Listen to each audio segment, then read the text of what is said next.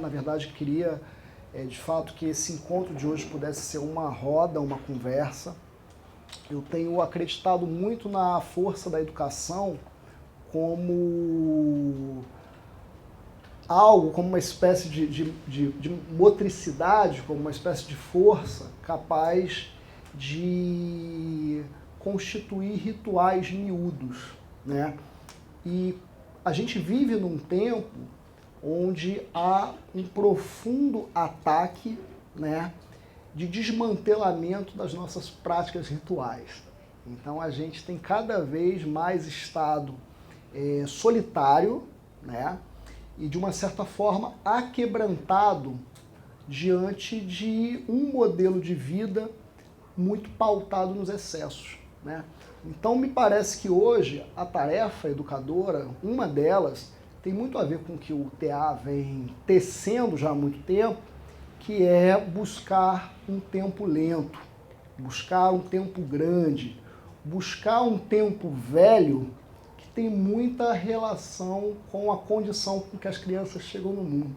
As crianças chegam no mundo carregadas de fundamento antigo, né? Então é um pouco dessas coisas todas que eu queria conversar com vocês hoje.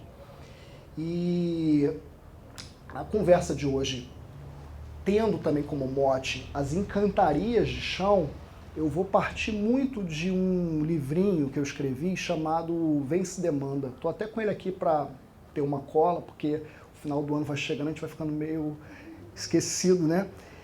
E eu queria, antes de tudo, assim, falar que o meu lugar na educação é um lugar de jogador, é um lugar de quem está dando umas pernadas, é um lugar de quem entra na roda, de uma certa forma, está buscando um compasso, um vazio para brincar, mas também para fazer desse corpo, ao mesmo tempo, um brinquedo como uma arma de defesa da comunidade.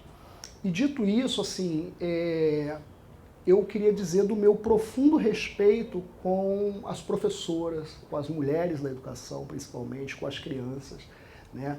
Eu tenho a alegria de viver com uma professora de educação infantil que eu aprendo muito com ela, porque, na verdade, há muito desconhecimento da minha parte também sobre as várias nuances que a gente vive e, de uma certa forma, é atravessado no campo da educação. Então, por mais que eu me dedique atualmente a formar outros professores e professoras e tá produzindo, atuando na pesquisa em educação, eu parto de um lugar que me falta muita coisa, né? E que, de uma certa forma, essa falta ela não é lida como ausência, como algo menor, mas como uma incompletude, né? E como uma incompletude que, de fato, ela caça a todo momento o encontro.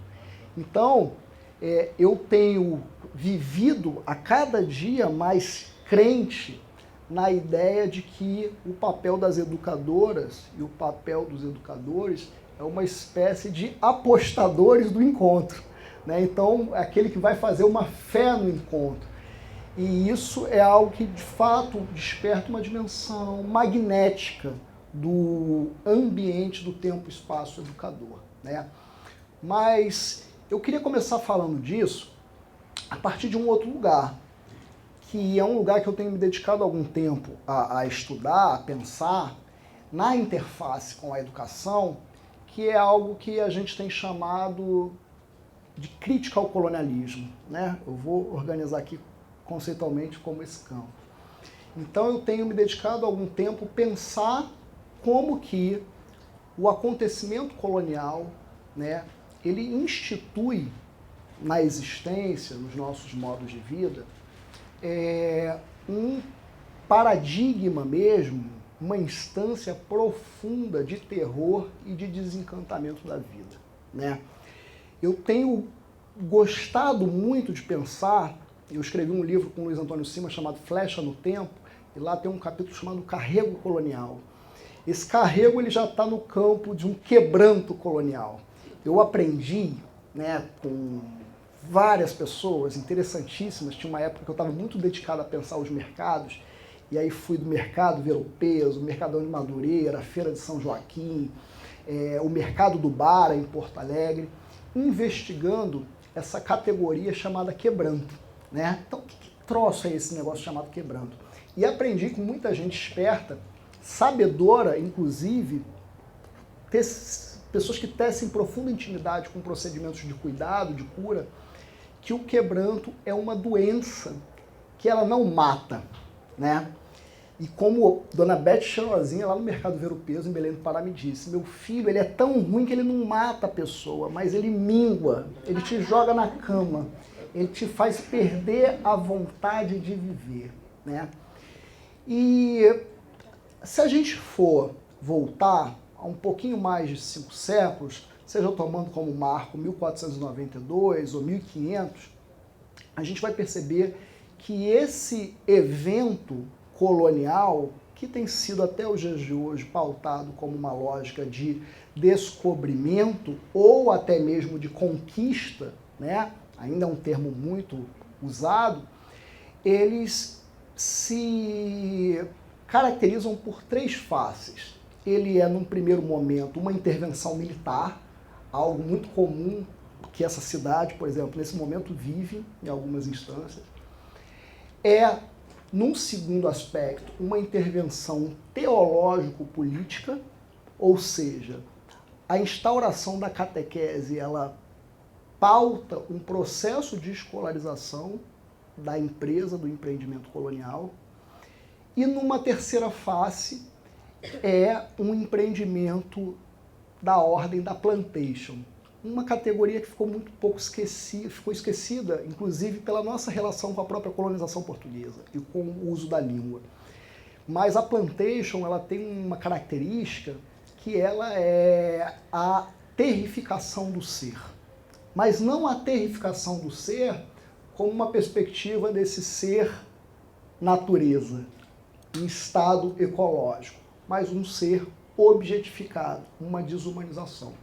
O que é algo que, por exemplo, diante do processo da escravidão moderna, ficou muito pautado como a constituição do humano como peça, como algo monetarizável, como algo niquelado, como moeda, né? E tem um cara que eu gosto muito, que ele é lido como poeta, como um grande político do mundo caribenho, e eu gosto de chamar ele de preto velho, que é o Aimé Césaire.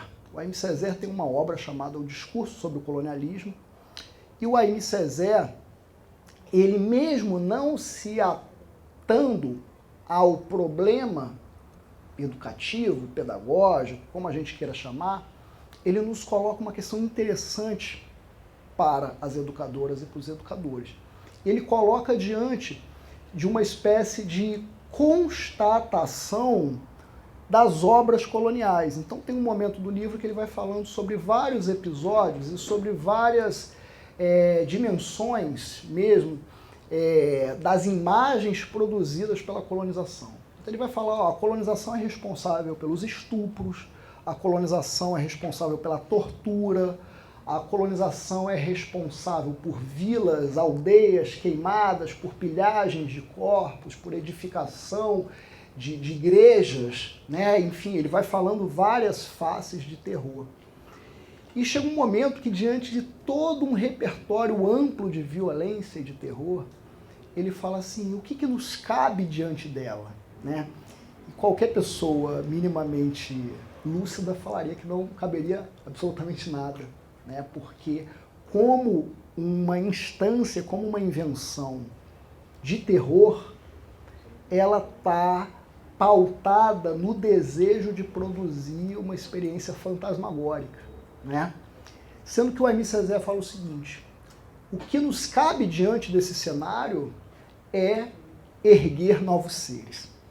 E eu, lendo o Aimé Césaire, fiquei profundamente afetado com a ideia de erguer novos seres, porque, a rigor, o que implica uma espécie de ética responsiva, responsável das educadoras, dos educadores, é erguer seres, né? Não como uma tarefa arquitetônica, mas como uma tarefa da ordem de um roçado, de uma relação, né? E aí é importante a gente lembrar o seguinte, eu tenho sido uma das pessoas que, em diálogo, obviamente, com muita gente, tem defendido que a colonização não é um evento datado, né? O paradigma colonial ele não se encerra com a chamada independência, principalmente no caso da experiência brasileira, que tem um episódio de independência muito singular, onde se cria uma cena de independência onde o próprio príncipe regente é uma espécie de libertador. Então, por exemplo, o meu querido Fluminense, que está na final da Libertadores das Américas, participa, muito possivelmente, ou assim a gente deseja que ele seja campeão, de um evento que em todo o continente americano prisma as lutas de libertação. No caso da experiência de independência do Brasil, não há uma luta de libertação. As lutas de libertação, como é Palmares, como é Canudos, como é Caldeirão, como são as inúmeras organizações, atitudes, mobilizações que são rebaixadas ao status de revolta, elas são produzidas como esquecimento, né? E é tão contundente a face do carrego colonial que não à toa, muito recentemente, a gente trouxe o coração do imperador para celebrar o bicentenário, né? E a gente está falando que no bicentenário da independência, as margens do Brasil sempre estiveram praticando formas de batalha. E essas formas de batalha dizem fundamentalmente acerca da emergência da necessidade de fazer defesa à vida e à vida como um sentido comunitário, né? Mas é importante que a gente lembre o seguinte, a gente vive ainda nesse contínuo colonial.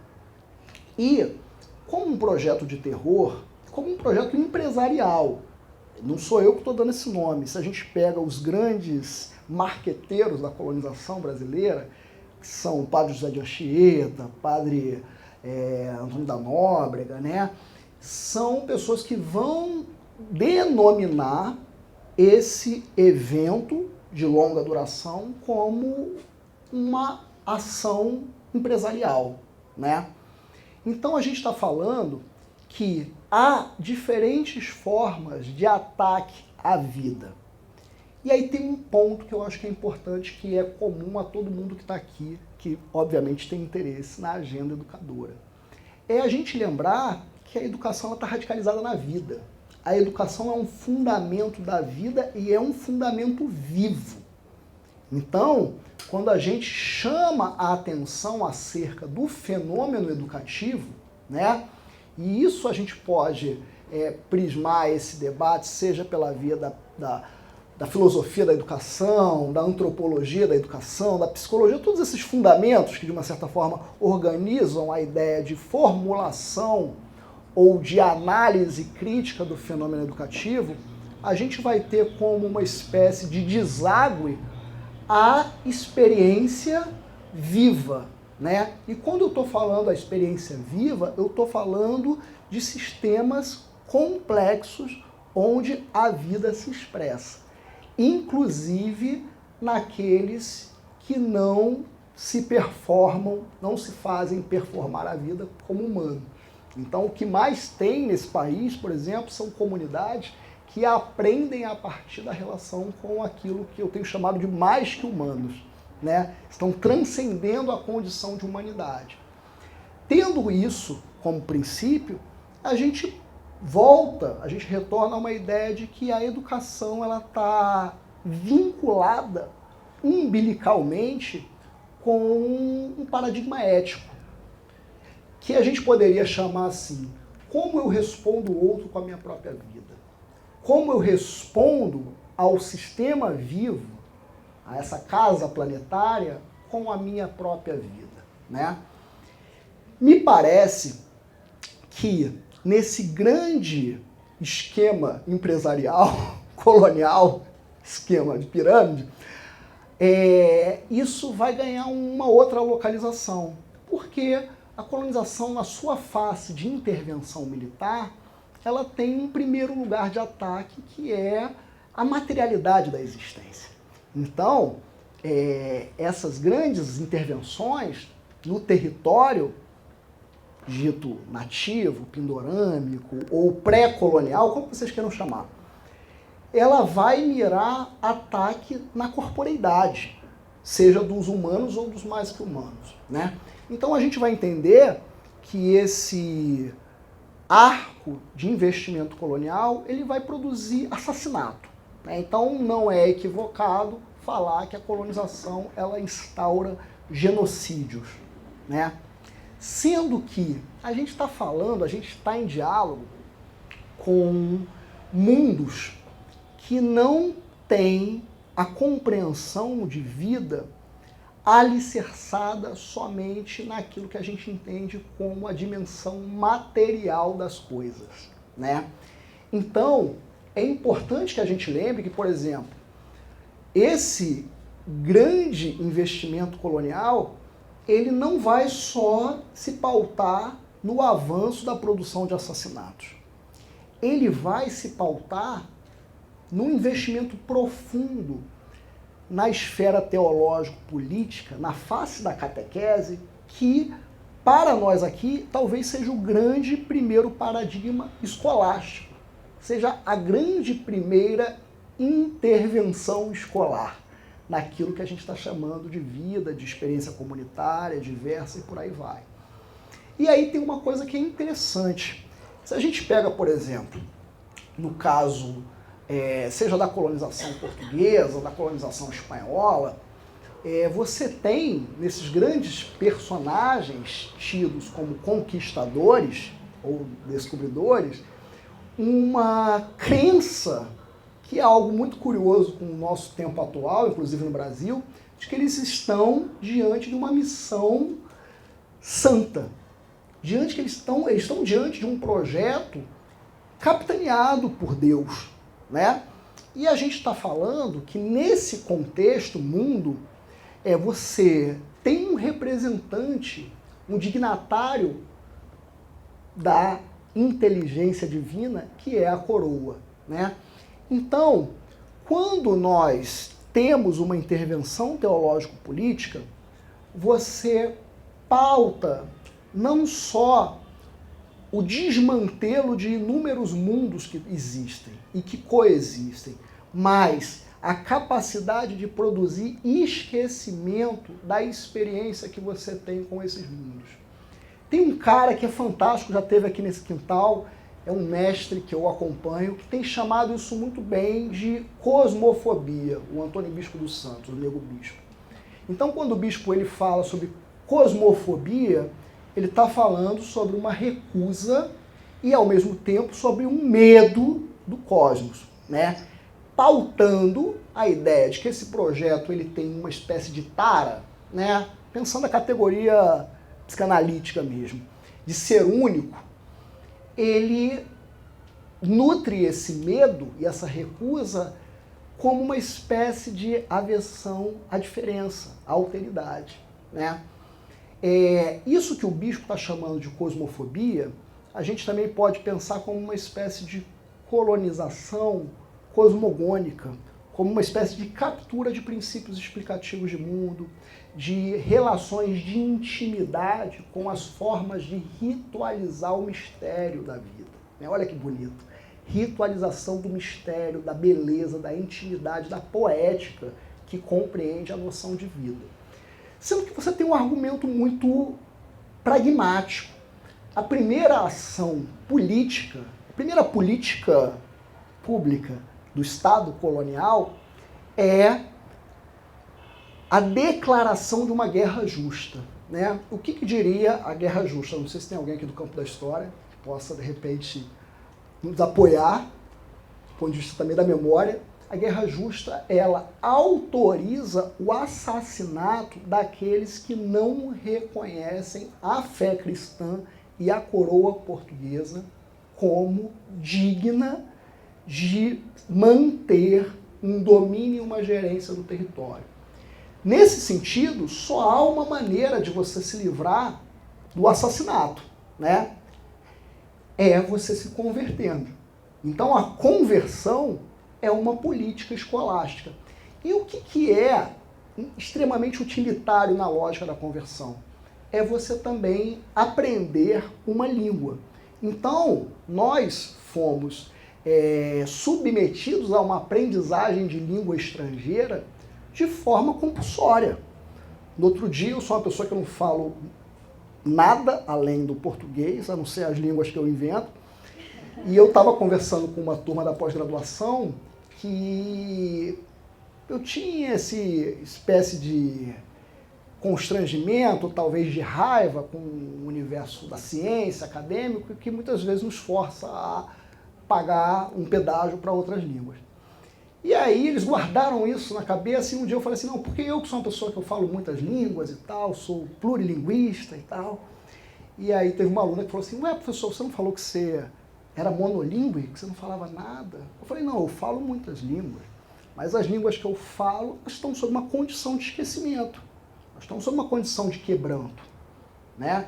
Eu sou filho de pai e mãe cearenses, pessoas que se retiraram da sua região, que é uma região ali próxima, é o pé da Serra da Ibiapaba, já chegando no sertão do Canidé. E a família do meu pai é uma família de vaqueiros. Então, meu pai foi uma pessoa criada para ser vaqueiro, porque meu avô foi vaqueiro, meu bisavô foi vaqueiro, meu tataravô foi vaqueiro. Tudo que eles me contaram narra a dimensão de que a relação com o gado é uma relação familiar. E no caso da família do meu pai, patrilinear. E no caso da família do meu pai, a minha avó casou com um primo, que é meu avô, então vem vaqueiro de tudo que é lado. E a família da minha mãe é uma família de gente da roça, de lavrador, né? Meu pai vem pro Rio, na dispersão dos nordestinos, como é a história de muita gente e tal. E, obviamente, eu sou um desterrado. Meu pai fala que eu sou um cearoca. Ou seja, um cearense nascido no Rio de Janeiro. Aí eu nasci no pé ali do Morro de São Carlos, no Estácio, na rua ali na Sampaio Ferraz. Aí vou pequeno pro subúrbio, passo grande parte da minha vida em Madureira e tal. E quando vou ao Ceará, sempre convocado pelas vós, pelas tias mais velhas que estão lá, eu tenho essas pinceladas de uma memória comunitária que está dispersa. Meu pai passou mais de 30 anos sem ir ao Ceará. Uma vez minha avó veio e falou o seguinte, olha, eu vim, eu não venho mais, agora se você quiser você vá. E eu falei para ele, pai, é melhor o senhor ir, né? Vamos. Eu cheguei ao Ceará com meu pai e vi a cena do menino que monta no velho, porque a gente foi convidado a uma pega de boi. E eu não fazia a menor ideia do que era uma pega de boi. E, na verdade, é você catar um boi que é criado solto, né, na mata. Sendo que essa mata, no sertão, é sem ter uma folha verde. É tudo seco, um calor danado, enfim. E quando a gente foi para a pega no boi, eu, inocente, perguntei, cadê o boi? E tinha um senhor que falou assim, tá para lá. Sendo que o tá para lá é você não conseguir alcançar absolutamente nada à sua vista. E quando ele falou tá para lá, os caras caíram para dentro do cavalo, cachorro, correndo, sumiram. E meu pai sumiu, né? Eu contei essa história em muito lugar, não vou contar ela aqui de novo, mas convivendo com esses meninos vaqueiros, ou esses meninos que foram iniciados numa sabença para comunicar a experiência da vida no ambiente onde eles foram paridos, eu descobri que os caras falavam outras línguas. Falavam de fato outras línguas. Então, por exemplo, o cara tem reza para se ele cair do cavalo, o cavalo não pisar nele. Tem reza para se a cobra morder o cavalo, ele salvar o cavalo e a cobra morrer. É uma mandingaria braba. E uma vez eu perguntei para um senhor sobre a questão dos aboios. Eu falava assim, ei, essa coisa do aboio, essa rítmica do aboio, você conversa com gado? E ele me olhou assim com a cara de espanto e falou assim, você tá louco? Você já viu o homem conversar com bicho? E eu fiquei meio desencadeirado com a resposta dele e falei assim, olha, ver eu nunca vi não, mas eu tô percebendo que você fala e ele te entende. E ele falou, mas é óbvio que entende. Eu falei, mas como é que ele te entende se você não conversa com ele? Ele falou, sabe por quê? Porque a gente fala a língua do chão. Eu falo a língua do chão. E ele, o boi, é também alfabetizado na língua do chão. Então, mesmo que eu não consiga conversar com ele, falando a língua materna, matricial, né? Vamos lembrar que somos povos que cultuam, né, como fundamento materno a terra, a gente consegue conversar, porque nós somos tudo parente, né? E eu acho isso lindo, a categoria de parentalidade que os vaqueiros têm com o gado, né? Ao ponto de que eles são cheios de mistério e segredo nessa relação com o gado, né? Uma vez, nessa própria pega de boi, um outro senhor vaqueiro de mais de 90 anos, quando o gado veio que ia ser abatido, porque ele ia ser comido pela comunidade, e você matar um boi para fazer uma festa é uma coisa grandiosa, e aí na hora ele saiu, eu falei assim, o senhor não vai ficar para ver? Ele falou, não posso. Eu falei, mas por que não pode? Ele falou, porque eu nutro amizade por ele, então eu não posso ficar para ver isso. Né? E saiu com o olho cheio d'água. Então, essas dimensões de gramáticas telúricas, eu tenho chamado isso de gramática telúrica, de gramática de chão, estão postas em formas de conversação, de experiência, que a população brasileira como um todo é traumatizada pela instância, pela política colonial, inclusive na face da racialização, ocupa um lugar de esquecimento, de aquebrantamento. E aí é importante a gente voltar lá nessa ideia do paradigma teológico político, porque ele pauta para nós a ideia de que a educação é um lugar de salvação, né? Não há ninguém, olha que eu trabalho dando aula para gente que vai ser professor, inclusive trabalho muito nos cursos de pedagogia. É muito difícil, raríssimo, você encontrar alguém que discorde do argumento de que a educação está para nós como um lugar de sermos seres melhores, né?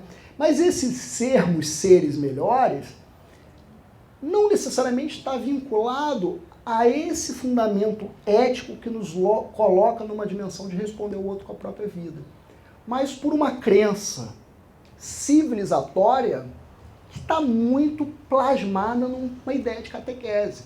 Então a educação salva, né? E a educação ocupa um lugar de ambivalência, de contradição, porque ao mesmo tempo que o discurso da salvação, que é o mesmo discurso que faz de professoras e professores serem sacerdotes, né? Ocupar um lugar de enraizamento profundo numa lógica de fundamento colonial, ela também não pode ser descredibilizada, porque há uma outra face da sua prática cotidiana que de fato altera a vida das pessoas, né? Isso a gente pode dizer que não salva, aviva a vida das pessoas. Então nós somos avivados enquanto seres de relação porque nós somos tocados pela educação. E não necessariamente por aquilo que a gente aprende e acumula enquanto conhecimento. A condição de ser educando é uma condição imunológica. É uma condição que mantém uma capacidade de estar para a vida em um estado pleno, né? Então é importante a gente entender isso, que, por exemplo, eu tiro como exemplo o Pelé quando fez o 1000º gol.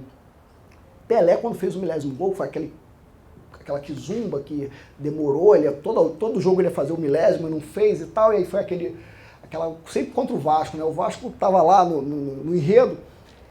O Pelé quando faz o 1000º gol, que invadem Gramado e acaba o mundo, não sei o quê, ele faz um discurso sobre a educação. Ele faz um discurso que, do ponto de vista do senso comum, é um discurso sobre a educação. Nós temos que estar atentos com o futuro das crianças desse país, temos que investir na educação e tal. E eu desafio qualquer professora, professor, estudante, conversar com qualquer pessoa na rua e perguntar o que você acha sobre a educação. Não vir um discurso que se encarrilha a isso. Isso diz muito sobre um investimento profundo naquilo que foi apontado como uma captura de subjetividade guerreira nossa. Porque quem vai ser salvo, minha gente, não precisa de batalhar por nada. Não precisa fazer guerra com ninguém. Né? Precisa, basicamente, ser um bom cristão. Né? No sentido, não estou fazendo proselitismo da fé de ninguém, não. Estou falando no sentido mesmo político. Do que um paradigma teológico encarnado nessa esteira apontou para a gente. E aí tem um outro dado. Nós somos seres de batalha. Tem gente que fala assim, o Rufino é muito quizumbeiro, ele fica falando de guerra, de quizumba, de não sei o quê, mas é uma quizumba bonita. No sentido de que a face desse quebranto, ele colocou uma dimensão de apaziguamento, inclusive corporal, na nossa existência. Não à toa, quem dá aula acredita que dá uma boa aula o quão mais conseguir manter sob controle a condição do corpo daqueles que estão sob relação.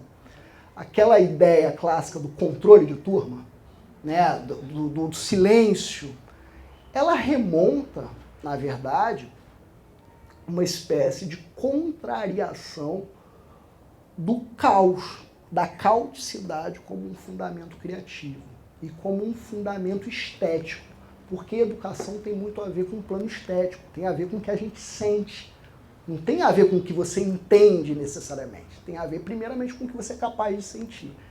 Eu falo isso para os estudantes no sentido de querer chamar a atenção deles, porque eles devem achar minhas aulas chatíssimas. E aí eu fui falando, nós somos seres magnéticos, nós precisamos e tal, tá? E a galera não tá nem aí pra, que magnetismo que é? Porque tá cansado também, tem outras questões, enfim, é legítimo. Mas é importante a gente lembrar disso. E as crianças nos lembram isso o tempo todo. O fundamento daquilo que faz com que a gente teça uma aprendizagem significativa, ela não necessariamente ela está sob a condição daquilo que a gente consegue reconhecer como importante na esfera do conhecimento, mas aquilo que a gente consegue sentir como parte de uma existência vibrante. Olha que bonito. Então você precisa ser vibrante. Por isso que nós vamos ter inúmeras e inúmeros mestres e mestras educadores em vários contextos. E aí é importante a gente lembrar isso, porque nessa dimensão do ser vibrante, é fundamental que a gente rememore as nossas astúcias de batalha, de guerra, né? Eu gosto sempre de falar que, por exemplo, a gente vive num território, numa cidade, que de um ponto de vista ancestral, não tem nenhum sentido você ter um ambiente de sala de aula apaziguado, a não ser que a lógica ancestral reificada ali seja a lógica de uma dominação. Mas do ponto de vista daquilo que nós conhecemos como a experiência dos grupamentos que aqui estavam, são populações que fazem a guerra não por uma instância da guerra como uma esfera de dominação do outro, mas a guerra como uma esfera de ritualização da vida. Por isso que é importante brincadeiras que, de uma certa forma, atissem a nossa capacidade de ver a vida quase por um fio. Ver a vida como algo muito frágil. Né? Por isso que o futebol, para a gente, reconstrói campos de batalha. Por isso que os capoeiras fizeram do seu corpo uma arma de defesa, diante do contexto da escravidão, mas fizeram do jogo uma espécie de terapêutica de cuidado, onde eu posso vir a ser criança. Porque ser criança remonta o fundamento primeiro da existência, que é estar disponível para o mundo a partir de uma condição brincante. Não é de uma condição produtiva, de uma condição do acúmulo, do trabalho, do consumo, da escassez, né? Então, a gente está fazendo isso o tempo todo, de várias formas. Inclusive, somos detentores de repertórios que fazem guerra de forma belíssima. Você faz uma guerra botando uma renda na janela. Você, tem uma quizumba com alguém, você faz uma comida bonita, leva para a pessoa. Aí, como é que a pessoa vai brigar contigo depois que você alimentou ela, né? Você, vai lá e faz uma festa, ou faz uma travessura, um enredo, cantando o outro, às vezes até de forma bizarra, reverente, mas aquilo te joga numa lógica da relação, porque o outro vai te devolver. E vira um jogo, né? É importante que a gente lembre isso, que, por exemplo, os tupinambás aqui nesse território ensinavam isso pra gente.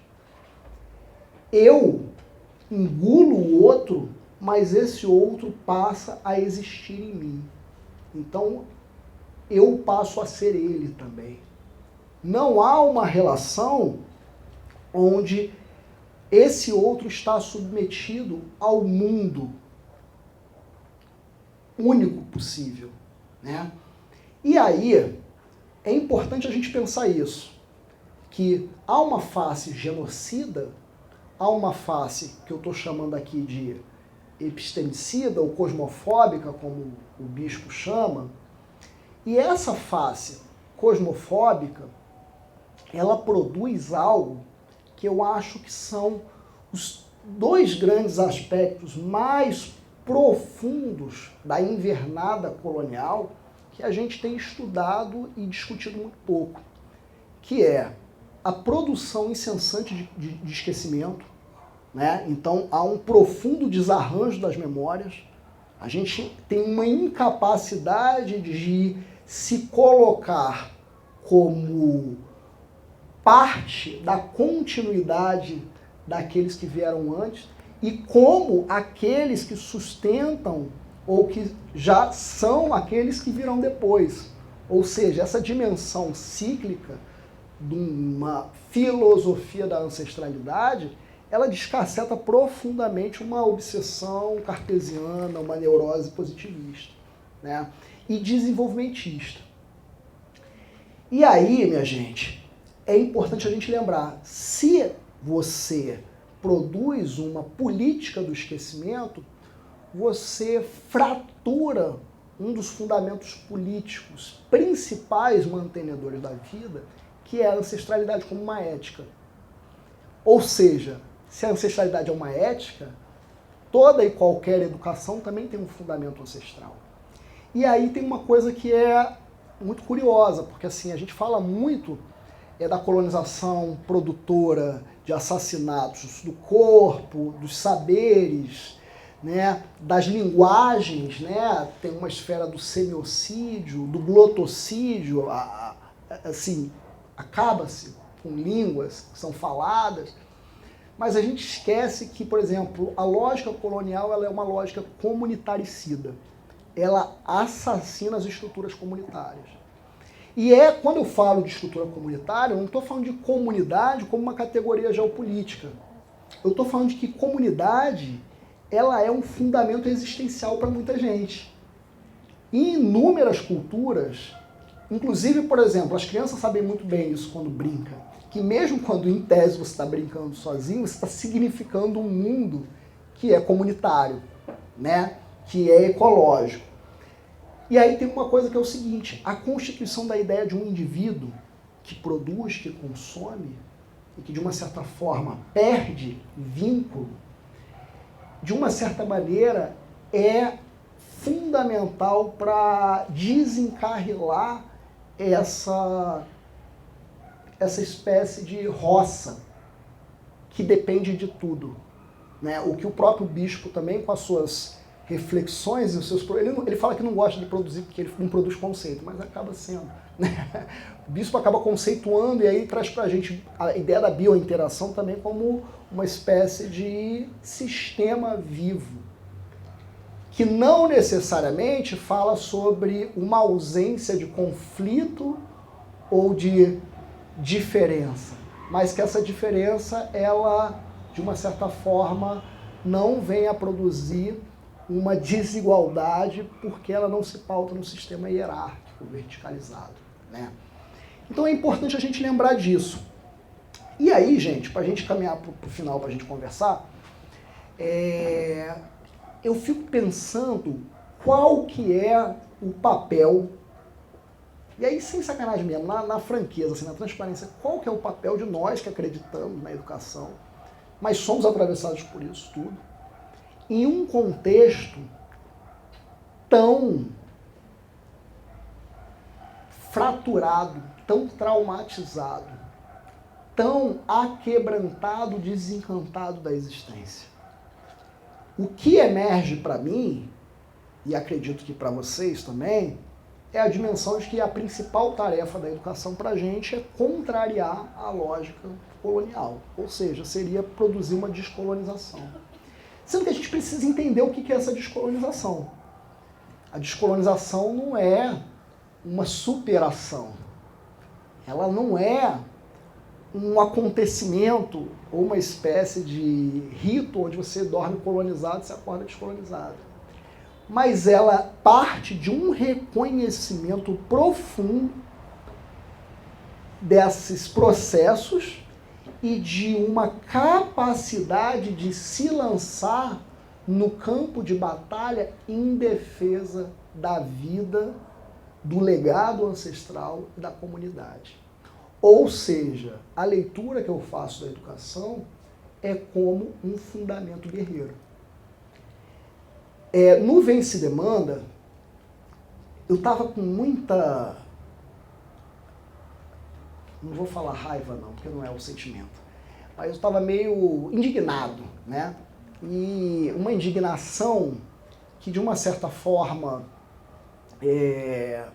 eu acho que atravessou todo mundo pelo momento que a gente passou recentemente, que na verdade não é um movimento solto, não é um momento solto, mas é um momento que dialoga, mas foi muito intenso diante das forças espirituais que estão convictas em manter a dominação e nisso propagar a violência, né?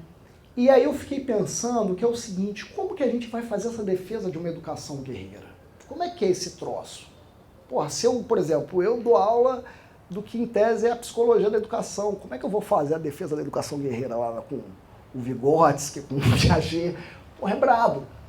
E aí eu fui lembrar o seguinte, as comunidades de terreiro no Brasil, vou pegar aqui, ó, licença aqui para eu pegar um pedacinho dessa folha aqui. Pronto. As comunidades de terreiro no Brasil, elas pensam que o seguinte, que tudo é dotado de espírito e personalidade, né?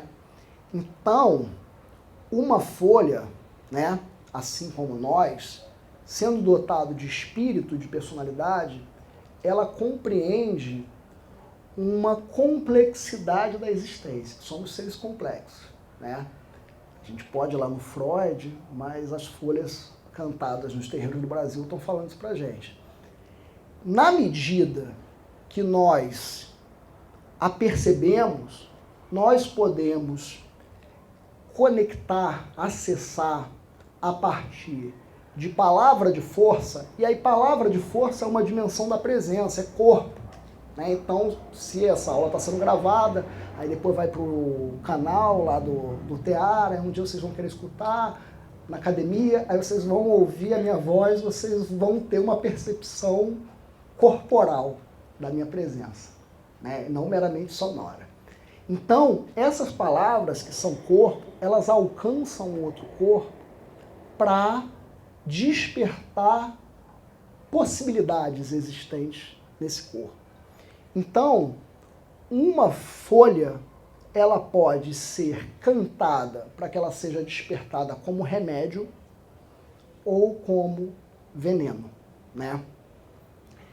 Eu, lembrando muito da Bell Hooks, ficava pensando nessa dimensão curativa da educação, que para Bell Hooks não é uma dimensão de uma cura como a própria medicina convencional pensa, mas é uma dimensão da cura como um aspecto de cuidado permanente, inclusive em afinidade e intimidade com o pertencimento comunitário. E aí é necessário que a gente desperte nessa folha o poder de nos curarmos, né? Entendendo que o que pode ser remédio para mim pode ser veneno para Sara, vice-versa, né? Então, é fundamental que se cante da forma certa e que esse atravessamento, inclusive, no sentido do respeito da responsabilidade, paute a capacidade que cada corpo tem de ocupar essa grande casa. Mas tem uma questão que é importante. Nós fomos ensinados a pensar numa métrica educadora que nos salva. Então, salvação, promessa, e aí tem um outro lado que é culpa, né? Porra, não tem salvação, promessa sem ter culpa. São categorias estruturantes da nossa experiência escolástica nesse universo, pautado, engendrado por uma lógica de dominação colonial. É fundamental que a gente fale que educação é uma folha que é também cantada para despertar a força guerreira. Mesmo que essa força guerreira seja um veneno para a gente soprar na venta daqueles que, de uma certa forma, tendem a violentar as nossas comunidades. É curioso porque, por exemplo, recentemente o patrono da educação brasileira fez 100 anos e foi exatamente estrangulado pelo regime autoritário que a gente vive e que naquele momento estava vivendo de forma mais institucional, mas que pautou a todo momento sobre uma ideia de que a educação ela precisa de uma espécie de neutralidade. Ela é um fundamento universalista, ela é um fundamento que nos vai arrebatar direto para o reino dos céus, e não vai ter mais culpa, pecado, nada, está todo mundo salvo. Mas isso faz com que a gente perca um sentimento e uma força política na vivência cotidiana. Então é fundamental que a gente compreenda o campo de batalha que a gente está pisando. Então, Vem Se Demanda é um livro muito agoniado no sentido de defender a educação como parte de uma atitude guerreira. E aí, para pegar um gancho, eu não vou falar do livro como um todo, mas tem uma coisinha que eu queria compartilhar com vocês agora no final, e aí a gente bate um papo mesmo, que é o seguinte: dentro dessas várias formas e investimentos o qual um projeto contrário à vida investe e busca ganhar espaço, há uma dimensão que a gente fala muito pouco, inclusive acho que isso é uma pauta interessante para quem quer fazer pesquisa, que é a colonização da criança. A colonização não da infância, da criança. E aí tem uma questão que é o seguinte: esse livro termina com um texto chamado Guerrilha Brincante.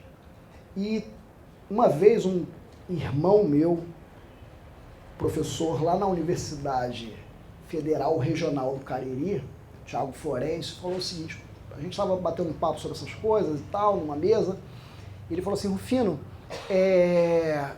porra, é brabo, né, pensar esse cenário todo de terror, é carregado, né?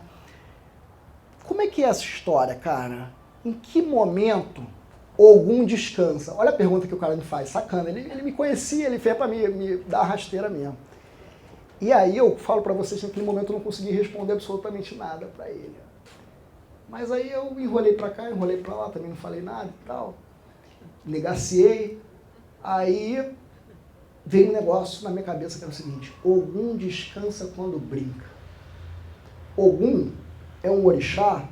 Quando a gente vai num xerê de candomblé, a primeira cantiga que se canta para Ogum é assim: Ogum ajoe Mario, alakoro ajoe Mario, Ogum palepa, Ogum ajoe Mario, Ogum macunhenhe, Ogum, o senhor que se veste do Mario, né? O senhor que carrega 2 facões, o senhor que corta a cabeça dos seus inimigos, né? O rei de Irê. Ogum, nas Américas, no Novo Mundo, na diáspora africana, ganha uma ênfase profunda de uma força guerreira, de uma força de batalha, né? Isso está cantado em tudo que é jeito, samba, capoeira, macumba, né? Tudo. Mas Ogum, dentro da cosmogonia iorubá, dentro do complexo poético de Ifá, inúmeros caminhos de Ogum é como aquele que fundamenta o cuidado da comunidade. Então, Ogum, por exemplo, é aquele, há um mito belíssimo de Oxóguian, que o Oxóguian, sim, o senhor da guerra, completamente descacetado fazendo a guerra, chama um Ogum era autoridade na guerra, e Ogum fala para Oxóguian o seguinte: me dá a espada, me dá a espada. Acalma Oxóguian, tira a espada de Oxóguian. Um outro mito belíssimo conta que Oxóguian, com a cabeça muito quente, Ogum modela uma cabeça de inhame para Oxóguian e esfria a cabeça de Oxóguian. E Oxóguian começa a ter calma para pensar sobre o que está fazendo. Outro mito fantástico conta que Ogum, no meio do fuzuê, foi fazer os brinquedos para as crianças. Olha que bonito. Foi para a forja fazer brinquedo para criança. Num contexto de escassez, Ogum fez as ferramentas que araram a terra. Né? Então, Ogum é aquele que em vários momentos tem questões seríssimas com a paternidade. Ogum é aquele que mantém a fidelidade com seus irmãos. Tanto que há um mito que conta que Ogum, quem é de Candomblé sabe isso, tem que viver com Oxóssi porque eles são complementares, né? Então vejam bem, essa dimensão que a gente está falando da guerra, do ser guerreiro, ela está plasmada numa vitalidade de experiências, de vivacidades, que elas só podem ser alumbradas em nós se nós conseguirmos ter a força da comunidade como um tempo e espaço que lavra as memórias ancestrais. E a partir daí, é muito importante que a gente pense que Ogum descansa quando brinca, porque a brincadeira talvez seja uma das atitudes mais contrárias à lógica da dominação colonial, inclusive no que tange os seus aspectos espirituais, cognitivos, sensoriais. Por isso que os capoeiras fizeram de uma dança de guerra, tem uma categoria que eu acho belíssima, que inclusive é um dos argumentos que estrutura o ponta-cabeça, que é brinquedo de batalha. Os mestres antigos da capoeira falam, é meu brinquedo de batalha, é meu brinquedo de guerra. Porque eu brinco, mas a brincadeira a qualquer momento pode disponibilizar o meu corpo, porque exatamente é um corpo que não está controlado, para ocupar exatamente o vazio, o lugar que, nesse mundo, que é um mundo monológico, é muito difícil de ser reconhecido. O vazio, o direito a vadiar, a não fazer absolutamente nada, a conversar, a constituir rituais miúdos. Né? Eu brinco, falando muito sério com os estudantes, que como é que a gente vai formar hoje professor se a gente não tem criança e não tem velho dentro da faculdade? E aí, cadê os velhos contadores de mentira? Eu fui uma criança criada em quintal, no subúrbio, que tinha os velhos, hoje estão todos no WhatsApp, mas naquela época, eles passavam o dia contando mentira. E você ficava completamente arrebatado por uma poética do caô que, de uma certa forma, fazia com que você visse naquele mais velho um escritor. Isso que o Walter Benjamin falou lá no Narrador, com aquela beleza toda da maleabilidade da narrativa, da mão do narrador, né, esculpindo o vaso, eram os velhos no subúrbio brincando, contando história, falando de assombração, sacaneando, ensinando maneira de tramar arregaçamento da vida para você encontrar sentido exatamente na desimportância. Então, me parece que uma esfera, e aí eu estou falando isso aqui porque eu estou convocando o teatro também para a batalha, que já está, né, mas só para a gente fortalecer, que a brincadeira é a agenda política que a gente precisa encarrilar dentro de um mundo profundamente assediado, aquebrantado, desencantado pelo excesso de produtividade, pela incapacidade de sentir, porque a gente vive uma sociedade paliativa, né, onde a gente, para render em alta performance, a gente precisa se medicar para absolutamente tudo, né? Onde a gente vive também, ao mesmo tempo, uma profunda contradição existencial, mas que eu diria que talvez seja uma face realmente da colonização do nosso tempo, que é uma colonização dadatizada, informacional, né? Onde uma psicopolítica ela se entranha no encarceramento dos smartphones, né? Nessa coisa que a gente chama de uma espécie de algoritmo que pauta uma métrica da nossa existência, onde a gente começa a se perceber como uma não coisa.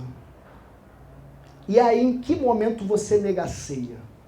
Em que momento você fala como um capoeira, vai você primeiro que eu vou depois? Fulano, o que é isso? Não sei não, mesmo sabendo, eu falo que eu não sei. Né? Uma vez eu conversando com um mestre de capoeira, mestre Lua de Bobó, lá de Arembepe, mestre famoso, discípulo do grande mestre Bobó. Na época eu estava fazendo uma pesquisa importante e tal, e aí eu perguntei para ele, mestre, aí aquelas coisas que a gente acha que está sendo super inteligente fazendo a pesquisa, uma pergunta toda elaborada e tal. E ele me olhou e falou assim, rapaz, essa pergunta ela é muito inteligente. Eu vou lhe responder como meu mestre me responderia. Sabe como é que meu mestre me responderia? Aí eu me envaideci, fiquei todo bobo, né? Falei, viu, eu estou cumprindo meu papel pesquisador. Aí ele falou, meu mestre responderia da seguinte maneira, uma pergunta boa dessas não precisa nem de resposta. Aí ele virou as costas e me deixou falando sozinho. Aí eu fiquei com a raiva do mestre. Porra, praguejei o mestre, porra, falei mal dele, à torta direita. E aí eu me acalmei, passou um ano, eu encontrei com o mestre de novo, porra, no evento. E aí eu meio passando longe assim, né, e ele falou assim, ei, você não se esconda não que eu lembro de você. Você é aquele rapaz da pergunta inteligente. E aí ele, de forma muito generosa, me falou um negócio. Já encontrou a resposta? Porque é jogo. Não tem resposta para ser dada. Tem pergunta que gera outra pergunta. Tem caminho que vai se abrindo. Tem jogo. O que nós fazemos o tempo todo é jogo. Então, gente, para a gente bater um papo, eu queria que a gente pensasse nessa dimensão das encantarias de chão. Primeiro, lembrar que encantado, a rigor, no Brasil, é uma política de vida. Encantado está vinculado a uma política daqueles que foram capazes de driblar a morte ampliando a sua condição existencial, né? Então, por exemplo, os encantados, de ponta a ponta desse país, eles são lidos como seres que transbordaram a sua condição de humanidade numa situação de morte. Então, isso é muito comum na mina, na encantaria do norte, do nordeste, mas isso é muito comum também nas nossas histórias de quintal. Então você vai numa macumba, numa umbanda, aí o cara canta: rei caçador na beira do caminho, ou não me mate essa coral na estrada. Por que não mata a coral? Porque a coral é um caboclo. Então isso que o professor Eduardo Viveiros de Castro chamou de multinaturalismo, a perspectiva política de defesa da vida num contexto assolado pelo assassinato, percebeu e produziu como continuidade, como expansão. E uma encantaria de chão, aí eu vou lá para o Vaqueiro, lá no Ceará. Isso é um outro senhor, inclusive meu tio-avô que me falou, seu Messias, falou o seguinte: meu filho, a gente não conhece o Brasil. A gente pensa que conhece o Brasil. O Brasil, sabe onde ele se encontra? No fundo do oco do chão. Para conhecer o Brasil, você precisa escavar. E aí eu fico pensando, que lugar é esse que a gente está falando do chão que a gente pisa? Qual que é o chão? É o chão da escola. É porque eu estou no chão da escola. Né? Porra, estou no chão do trabalhador e tal. É importante, porque isso denota uma prática cotidiana, um lugar de autoridade das pessoas que estão ali. Mas quais são essas múltiplas camadas de chão que conversam com a gente e que muitas vezes a gente não acessa?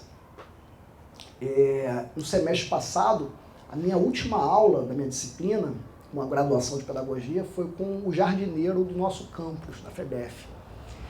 E a gente, conversando com o Janderson, que é o responsável pela jardinagem, ele falava o seguinte: olha, vamos cavar o chão. Vocês estão vendo? Aí ele cavou um pouquinho. Vocês estão vendo o que está aqui? Aí todo mundo, bota a mão, não sei o quê. Está quente, está quente. Ele, vocês estão achando quente? Aí cavou mais um bocado. E agora? Agora está frio. Aí parece aquelas coisas de criança, está quente, está frio e tal. Ele falava, não, porque aqui foi tudo aterrado. Eu trabalho com a jardinagem, eu trabalho com a terra, mas eu não posso perder de vista que o povo que habita aqui é tudo povo d'água. Olha que bonito. Porque a gente fala que é baixada, mas não existe baixada. Isso daqui era o recôncavo. Né? Tanto que recôncavo é uma categoria histórica para pensar a região da Baixada Fluminense, recôncavo da Guanabara. Mas isso daqui é tudo veia de rio. Né? O seu Joãozinho da Goméia, quando chega à Baixada Fluminense, há registros que ele narra a região da Baixada de Duque de Caxias, está pertinho da nossa faculdade lá, Goméia, como algo muito próximo do que ele via no recôncavo, na região do recôncavo baiano. Né? E o Janderson, que é jardineiro, fala pra gente, eu trabalho com a terra, mas o que está aqui é tudo povo d'água, é tudo povo d'água. E agora, quando chove, que obviamente é um trauma para a população da Baixada Fluminense, quando chove, é por quê? Porque são populações ribeirinhas, de beira de rio. Mas esses rios estão aquebrantados. Né? Então eu acho que para a gente pensar uma educação profundamente comprometida com uma atitude guerreira diante a face do terror, é fundamental a gente mergulhar numa sensibilidade desses corpos que estão, de uma certa forma, desde baixo, desde cima, sobrevoando, deslizando, e que, de uma certa forma, conversam profundamente sobre possibilidades de invenção, porque eles conhecem muito mais dessa casa do que nós. A gente chegou muito recentemente nela. E é isso, gente. Agradeço profundamente a presença de vocês, a oportunidade de estar conversando. Me coloco à disposição para conversar com vocês sobre qualquer coisa. Fiquem à vontade. E é isso.